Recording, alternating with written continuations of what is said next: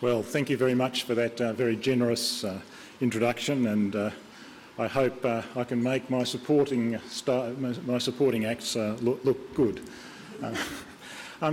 Just before starting, I'd like to thank the organisers of this conference, in particular the National Centre for Literacy and Numeracy for Adults and the Tertiary Education Commission for inviting me to talk to you today.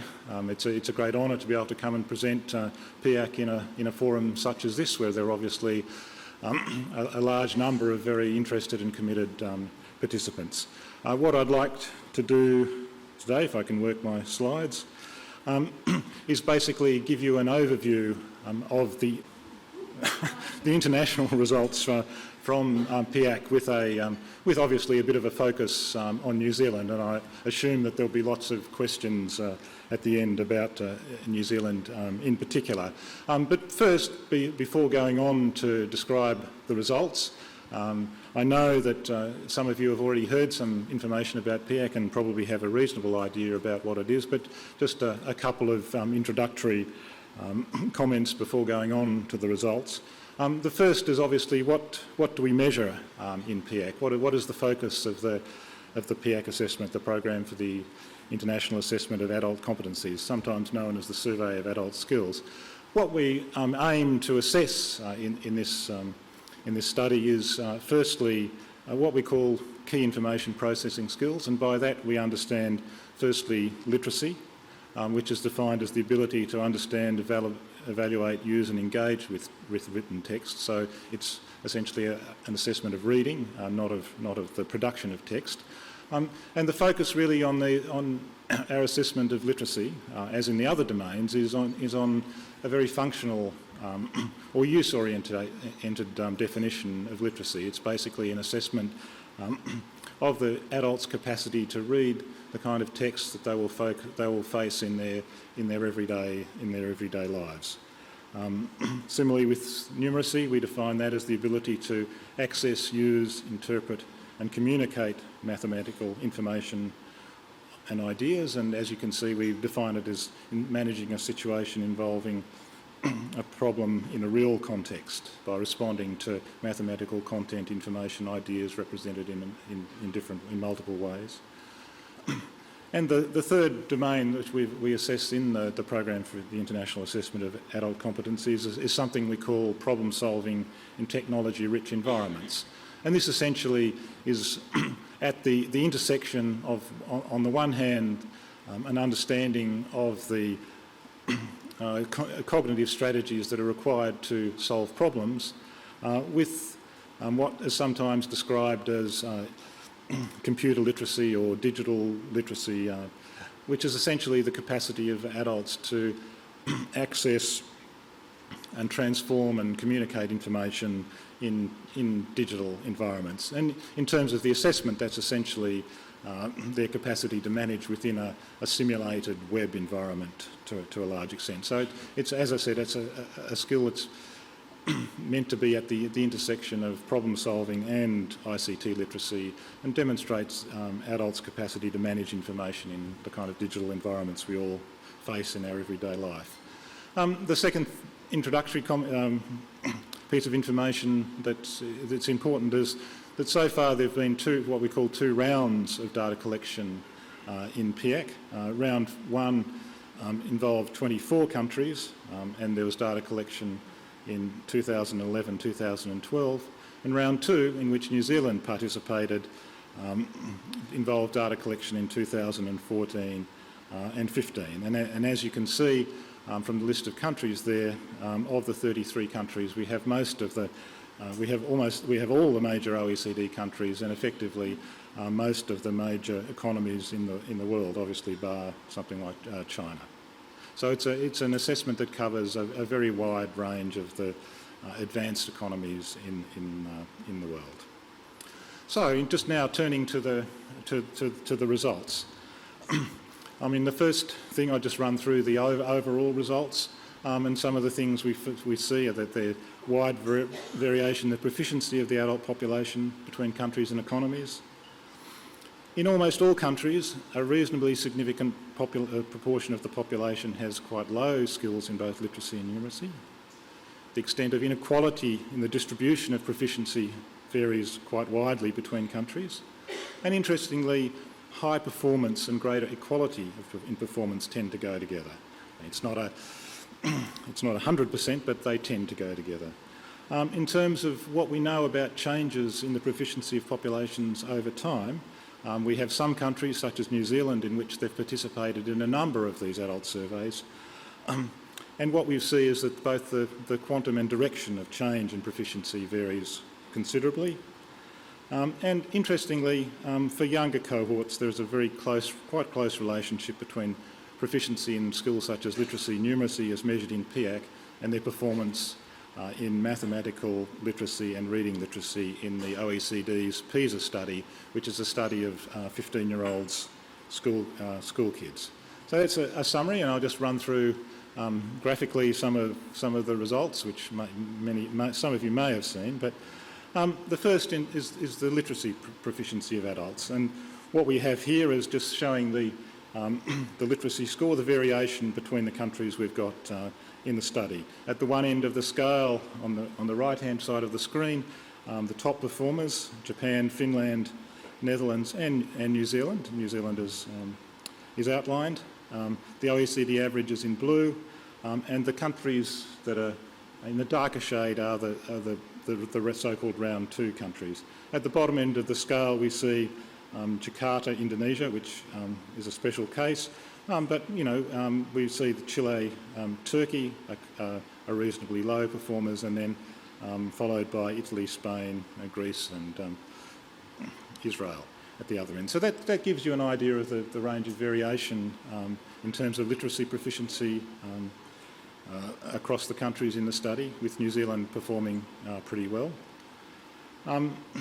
In terms of numeracy, the same sort of picture, except as you can see, New Zealand performs relatively more poorly in numeracy than it does in literacy, though it's still a country in which the average performance of the 16 to 65-year-old population is above that of the OECD average. But again, Japan quite clearly has an overall higher performance than many of the other countries. In terms of problem solving, here we present the results by something we call level of performance rather than score, and this reflects the fact that not everyone got a score in this particular domain because not all people can use a computer. So we look at the proportion of people in the top two performance levels, and there New Zealand performs at the top of the group, around level we find in Sweden and Finland. And again, you can see there's a pretty wide variation of performance in this particular area. So effectively, I mean, in New Zealand, something like just over 45% of people perform at the top two levels in this particular domain. And so they're people who can do relatively complex tasks within a computer-based environment. As I said, in all countries there's a relatively large group of people who have low performance in literacy and numeracy, and we define these people as at or below level 1 on the literacy and numeracy scale. And essentially people at level 1, for example, on the literacy scale, are capable of, more often than not, undertaking tasks which in a sense involve more or less literal matches, the question in which they are presented with a task in which the answer is very close to the question, and don't involve much cycling through material, and don't involve making very high-level inferences from the kind of material that they're dealing with. And similarly, in numeracy, this is a group of people who are usually successful at fairly reasonably simple calculations, but have difficulty in undertaking tasks that involve many steps, drawing on additional information, and making inferences from what they see. So as you can see, I mean, in all countries, there's a relatively large proportion, Japan being again the lowest with less than 10% of people at low levels, at this low level in literacy or numeracy. New Zealand, as one would expect from its overall score, has less than average, the OECD average in terms of people in this particular category. As I said again, the other thing that's of interest in these kind of studies is not only looking at overall performance, but there's also a great interest in looking at variation, the extent to which there's a large gap between low and high performers. And here we have a graph which shows on the bottom axis the average score, or the other axis the interquartile range, which is a measure of variation in proficiency. And as you can see, there's a negative relationship between the two, that as scores get higher, on average, the difference in performance across the population tends to diminish, which suggests that as people have said for PISA, there's no contradiction between, on the one hand, high performance and high levels of equity. Obviously, there's a considerable range of variation there, and the relationship exists, but it's obviously not perfect. But it's important to realise that efforts to achieve high performance in a country need not come at the cost of equity, and in fact are one way of contributing often to greater equality and equity in performance. As I said, some of the other information we have is information on change in the proficiency of the population over time. There are a number of countries, including New Zealand, which participated in one or more adult literacy and surveys over time. There have been three. There's been the International Adult Literacy and Survey, the Adult Literacy and Life Skills Survey, Earle, and PIAAC. And here we have the literacy score in PIAAC, IELTS and Earle. And what you can see is that the proficiency as measured in these surveys in literacy has increased slightly in New Zealand between IELTS and PIAAC, but there's little difference between Earle, which was 2006, I think, in New Zealand, and PIAAC. And as you can see in a number of other countries, you see both falls and increases in proficiency in literacy over time. I won't do all for the moment. Perhaps another thing is, how do these kind of results that we see from the adult school surveys compare to what we know from surveys of school students? And here, what we've done is looked at, because PIAAC, which was undertaken in 2014 in New Zealand and 2011-12 in other countries, includes in its sample people who did PISA, for example, in 2000, 2003 and 2009. We can, in a sense, look at the performance of those particular cohorts. For example, the cohort that undertook PISA in 2000 and was 15 at that point in time was 26 or 27 in 2011-12 when it undertook PIAAC. So we can compare their performance, relative performance in PISA and in PIAAC. And interestingly, what one sees is a pretty strong relationship between the performance of a cohort in a country in PISA and its subsequent performance in PIAAC, which in a sense suggests quite strongly that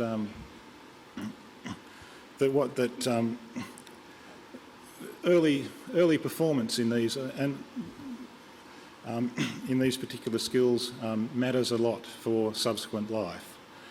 This is not saying that at the individual level that what happens by the age of 15 is destiny, but it's saying that at the country level there's that what happens after the age of 15, in a sense, adds much the same thing to a base which has been formed by the age of 16, and that quite a lot of effort has to be put into, in a sense, improving or changing things once people have left school. It's not saying it's impossible, it's just saying that it's not a bad idea to have policies that ensure that people leave school with high levels of literacy and numeracy, as one would expect. The other thing that the PIAAC collects is a range of information not only on their proficiency, so how well they perform on these particular tests, but we also collect a range of information about their literacy and numeracy practices, their reading and numeracy practices, the extent to which they are actually engaged in their lives in reading a range of materials and undertaking kind of calculation and type activities. And this obviously represents another dimension of that thing which is literacy and numeracy. We have an index, and I'll show you what this is based on, looking at the intensity or with which people read and conduct numeracy-related activities in everyday life, and this just shows the information we have from New Zealand and the OECD average. And interestingly, what we see in New Zealand, that people state that they read a wider range of materials more often in New Zealand than in the OECD on average. And similarly, we find the same thing for numeracy. This is at work, so New Zealanders on average undertake a greater range of reading, writing and numeracy tasks more often at work than is true for the OECD average as a whole. And then just to give you some idea about what this actually means, is that we have some of the questions concern, for example, the extent to which people read directions or instructions, read memos or mails, newspapers or magazines. And what we have here is the proportions in New Zealand and in the OECD, for example, reporting never, less than once a week, or at least once a week undertaking these kind of activities. I think this is just to give you an idea of some of the other interesting information that can help you as practitioners that can be gained from this study, and it will become evident towards the end of my talk that it's both people's proficiency and the kind of activities that they engage in that determines important factors such as both of these aspects of literacy have impacts on important outcomes in life. I'll just skip through that. Obviously, one of the important things with these kind of studies is not only that it gives you an overall picture of the proficiency at the country level, but that one can also break down the results by particular groups of interest. And I'll just give you a summary of some of these relationships between performance in literacy and numeracy and particular demographic characteristics of interest such as educational attainment, age, gender and immigration background. And here again I compare New Zealand with the OECD. The important thing to take away here is that there's very little impact of gender, for example, on literacy. So men and women, on average, in most countries perform much the same. In literacy, there's a slight advantage to men. Basically, those who are native born and speak the language of the country tend to do better than those who are foreign born and to speak another language. Parental background has an impact on the proficiency of individuals, with basically people with parents who attain tertiary level having better scores than people whose parents didn't, who attained only upper secondary levels of education. We see, obviously, as would be expected, a big impact of educational attainment on proficiency, with those people who have got tertiary education scoring much better than those who have less than upper secondary education. And we also see an important impact of age, that younger people tend to perform better than older people. What's perhaps interesting there is that the relationships we see in New Zealand follow more or less, exactly the ones we see over the OECD as a whole, but their impact is slightly less. So, for example, both age and parental education have a weaker impact on proficiency in literacy in New Zealand than across the OECD as a whole. I mean, one interesting thing is age, and because we're all growing older, we're always very interested in this, and those of us who are, over the age of 30 often look at this kind of graph with dismay. Basically, what we show here is the relationship between literacy and numeracy proficiency, those scores on the upper axis, the vertical axis, and age on the horizontal axis. And what we see is there's a curvilinear relationship with age. Generally, in the OECD as a whole, proficiency peaks among people who are 30 and then declines from there to the age of 65. What happens in New Zealand is we see, again, a curve, but it's a slightly different one to what we observe in the OECD, with proficiency peaking for people around the age of 40, from which point it declines. I mean, when looking at this, it's important to remember that we're not talking about longitudinal data. We're talking people who are 65 are people who were born at the end of the 1940s and who went to school in the late 50s, whereas people who are 20 are people who were born at the end of the 1990s and went to school in the 2000s. So we're not talking about the same people. So a range of effects can be there. But I think one of the interesting things about New Zealand is that what we see behind New Zealand's high performance particularly in literacy, is the fact that the older individuals do particularly well in comparative terms. And one can see this from this graph, in the sense that the positive gap between the scores of people from 30 to 65 compared to the OECD shows that people of those ages in New Zealand perform relatively much better than in other OECD countries. And if you look towards the younger group, we see that the scores in New Zealand are much closer to the OECD average, saying that, so in one sense, younger people are relative to their peers worse performers in New Zealand than their older counterparts. The other kind of thing is obviously of interest in these kind of surveys is I mean, how do these skills matter in life? Do they matter on the labour market, for example? And certainly this is what we find, that literacy and numeracy, as measured in this survey, has an independent and positive relationship with a range of labour market outcomes. So it does matter in terms, on average, in the labour market to have higher levels of literacy.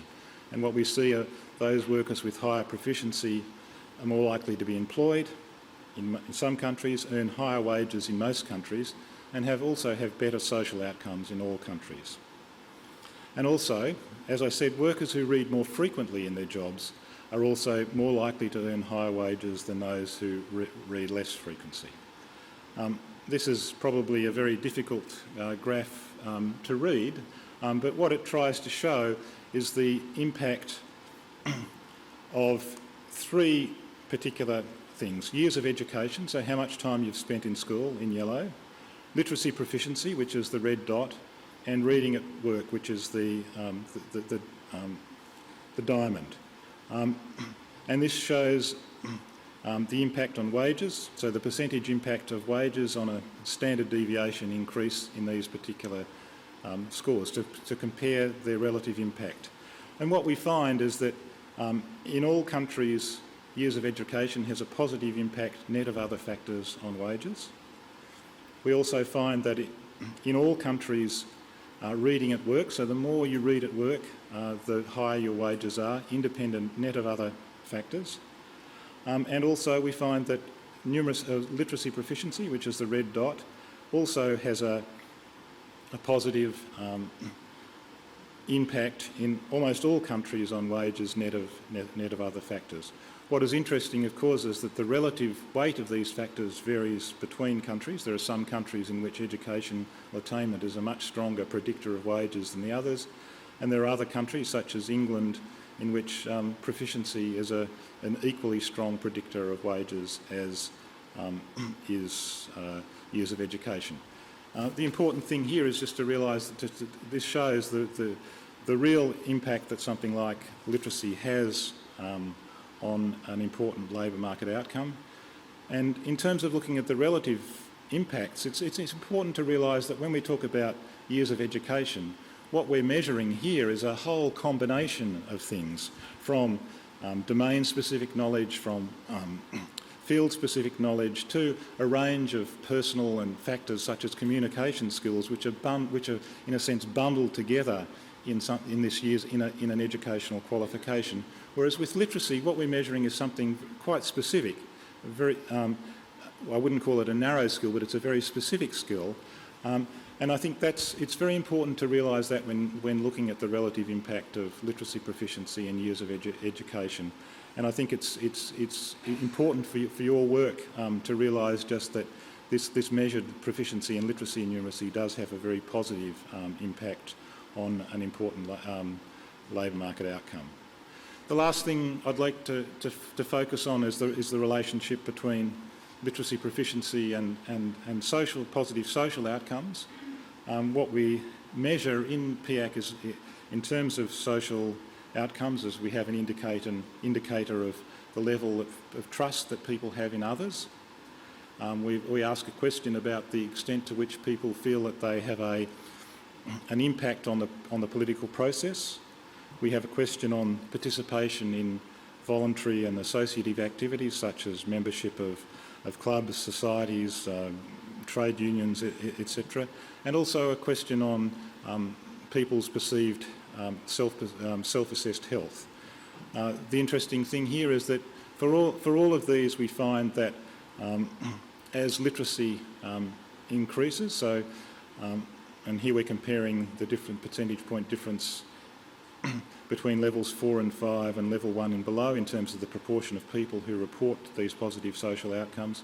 We see in all cases that there is a positive relationship between literacy and these particular social outcomes. So again, just to emphasise the fact that the more, on average, the higher literacy people have, the more often they report these particular social outcomes. This is not necessary causality, because and similarly with the labour market outcomes, because there's undoubtedly an interrelationship between something like having a job, educational attainment and higher literacy, but it's important to note that they are independently associated in the kind of in PIAAC.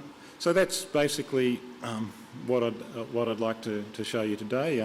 Just an overview of the outcomes of the PIAAC study, and obviously one of the ideas with this study is to make a range of data available to users to explore the data themselves, and for researchers to have access to the data and explore the data. And basically we have a range of data products which are available on the OECD website, including something called a Data Explorer, which is a simple tool which allows everyday users to explore the data, as well as public use files, which are data files that researchers can use that are available about PIAAC. And you can find out more about PIAAC from the OECD website, or you can alternatively email me. So thank you very much for your attention, and thank you for the opportunity to present, and I hope this stimulates you all to dig in to this extremely rich database, this extremely rich body of evidence about literacy, numeracy and problem solving, and its relation to a range of background variables and outcomes in society, which I think will aid both policymakers and practitioners to develop better programs and policies. So thank you very much for the opportunity today.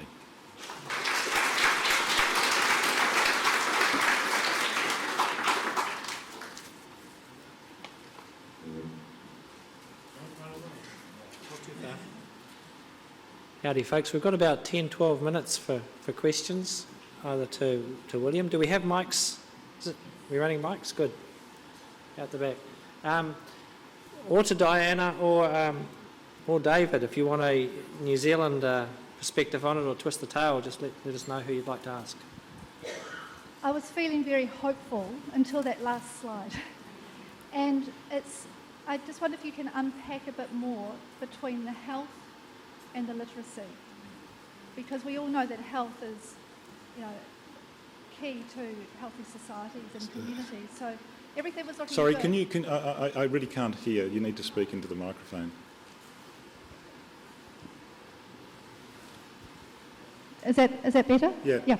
I said I was feeling very hopeful until that last slide, when we saw the drop in the health. And if you can unpack for us the relationship between the lower health and the literacy levels. What we're showing here is that New Zealanders report in New Zealand there's a positive relationship between self-reported health and literacy. It's just that it's less strong than in OECD countries as a whole.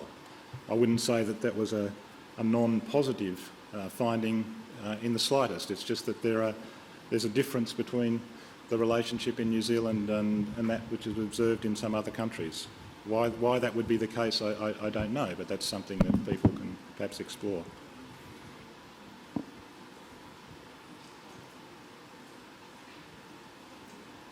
The politicians and the agencies have sought to find good news stories out of the PIAAC results, and yet some of them the comparisons between countries seem quite close in many cases. I'm wondering to what extent are the results down to sampling error, statistical aberrations, and just damn good luck on the day?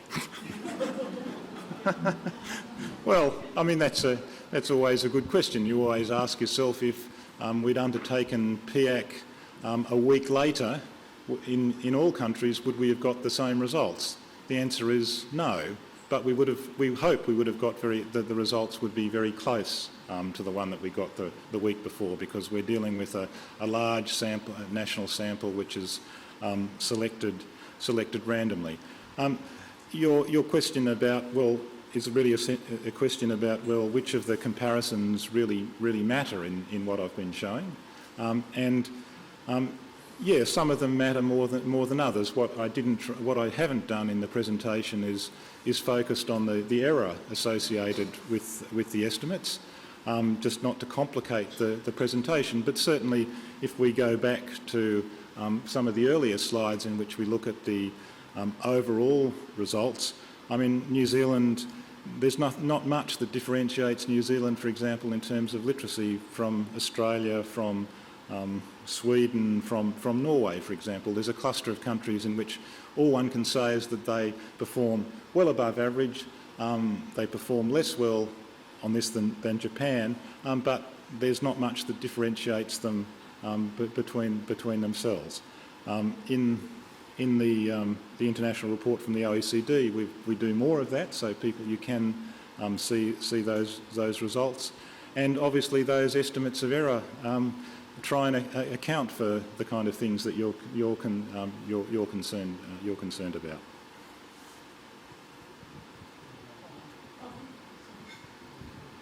Kia ora. Thanks for the slides. I won't go on to one. I just want to ask one question. So the one question I want to ask is, back in 1996 in IELTS, Sweden was right ahead of the rest of the world. They were like the guns. And they dropped. Do you know why? What that's about? Because there were lots of reasons why we knew Sweden were so amazing. But what's the story? No, I mean, that's a good question, and I mean, to be frank, I think that Sweden's score was overestimated in IELTS proficiency, but please don't quote me. I hope there's no Swedes here. But I mean, the reason for that is simply that if you look at how there's such an outlier if you compare across IELTS, Earle and PIAAC, that my gut feeling is that probably overstated the results. However, there is evidence, for example, that Sweden has had a large immigration intake over the years. We know from PIAAC that the immigrants in Sweden perform very poorly in absolute terms because of their countries of origin. And we also know from PISA that, for example, the performance of young people in mathematics and and reading has declined quite dramatically since 2000. I suspect it is true that it's probably true that proficiency in New Zealand has declined, but I don't think it's declined as much as indicated here.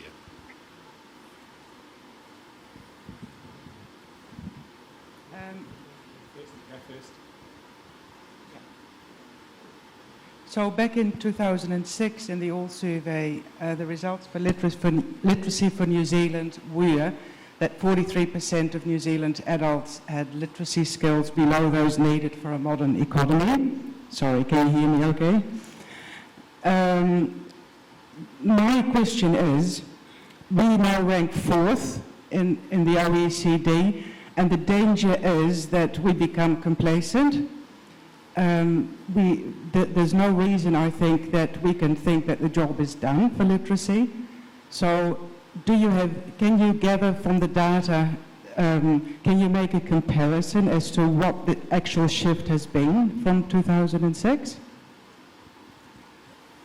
Okay, I mean a couple of points in response to the question. The first is that I know that in presentations of results from the International Adult Literacy Survey and from the Adult Literacy and Life Skills Survey, claims were made that that to actually function in a modern economy, one needed to be at least at level 3 or above.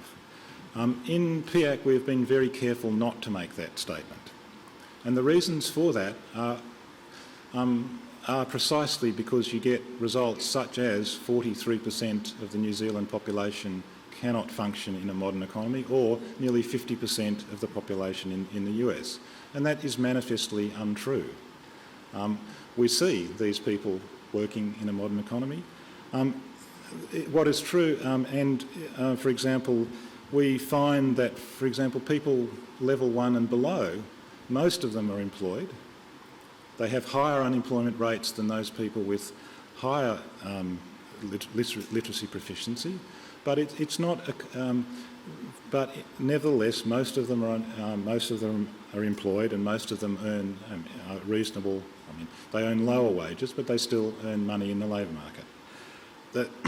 I think the point that we would try and make here is not that having less than level 2 literacy condemns anyone to exclusion, but it increases the chances that will happen, and it increases the chances, for example, that they may not be able to adapt as well as others to the changes that are being undertaken, or the changes which our societies are undergoing. This is not to say this. I don't think is to lead to complacency. It's still a fact, and you can see it in the data, that people with very low literacy have worse outcomes than those who do not. But it's important also to emphasise that it's not a condemnation to a life completely necessarily outside the labour market or outside society. So, I mean, it's for those kind of reasons that we have got away from that kind of terminology. And it just doesn't make sense. For example, if you look at Italy or Greece, where, for example, 70%, something like 60% of the people have less than level 2 literacy or numeracy. And anyone who's gone to Italy recently will realise that Italy is in a very advanced economy. So I think those kind of claims are exaggerations and need to be taken carefully. And certainly in our work on people with low skills at the OECD, we've really focused on those people at level 1 and below, and I'd welcome you to read a report which is on the OECD website, which really does focus on people with low literacy and numeracy. I think in all countries, as I said, there is lots to be done, because there are in all countries a large group of people with relatively low literacy, and as I said, they may actually face difficulties in adaptation to the future. And I think we also know that these are people who potentially create some.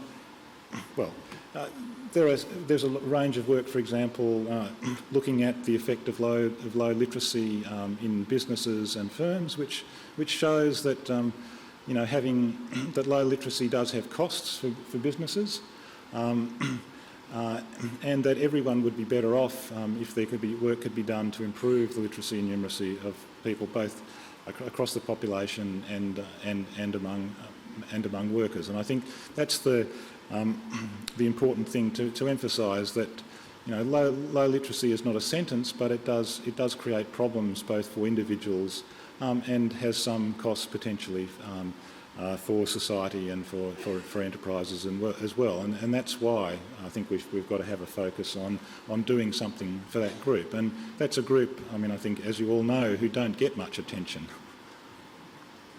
Last one. I was just wondering about the data collection, and you partly answered my question with the how they're randomly selected. I'm just wondering a bit more about how they're selected, how the participants are selected, and what the survey entails. If there's illiterate people being surveyed, how are they catered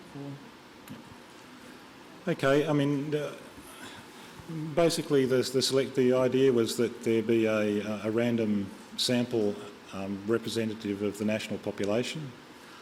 So there were a set of rules about sampling that were defined at the OECD level, which countries had to implement. So they had to select a sample using certain rules, and they had to demonstrate that every person in the country had, in a sense, in the sampling frame, had a known probability of selection, and also that there was a randomised process of selection. So once that was done, and this could be done in a number of ways. I mean, once the list of households or people had been decided on, then the people doing the data collection took that list, went out to the households, knocked on the door.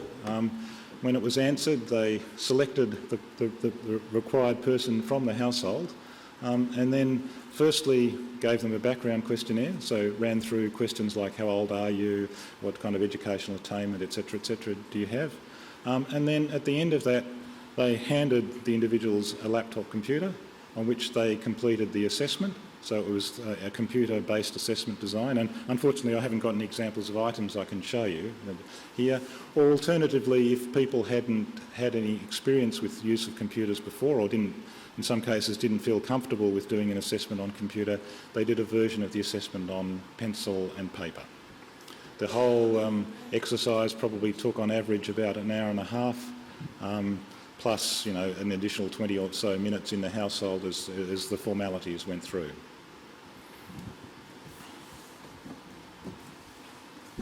Folks, I think that's just about or close to a wrap, not quite. I guess if you want to touch base with William, you're going to be around for a little while. David or Diana, any 60 seconds on New Zealand, almost like a right of reply, but 60 seconds on the New Zealand context?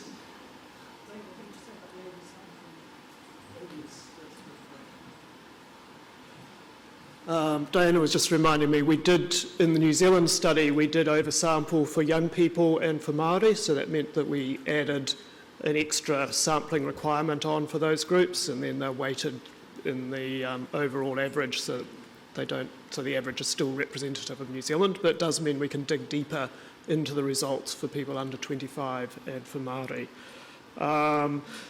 Also, promotion, there is a workshop tomorrow that Diana and Paul Satherley are leading, which will address the last slide with words on it, not the one with graphs on it, about how to get into the data. So for those of you who are keen to do your own exploration, and it might just be for a single question you've got, or it might be for a research paper or a university paper you're thinking this is good stuff to do, then we can they'll take you through the steps of how to use some of the tools.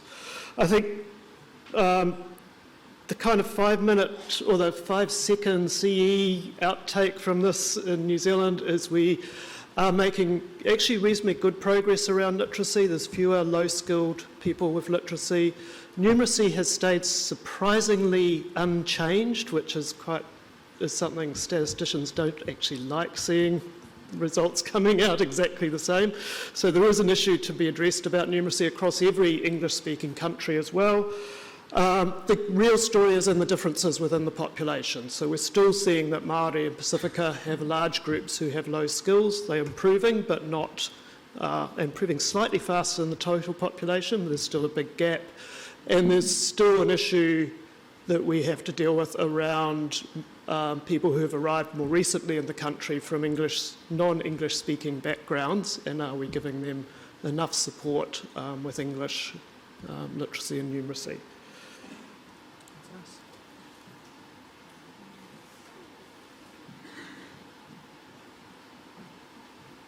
Just very briefly to follow up from William's, thank you very much, wonderful clear talk there, and from David.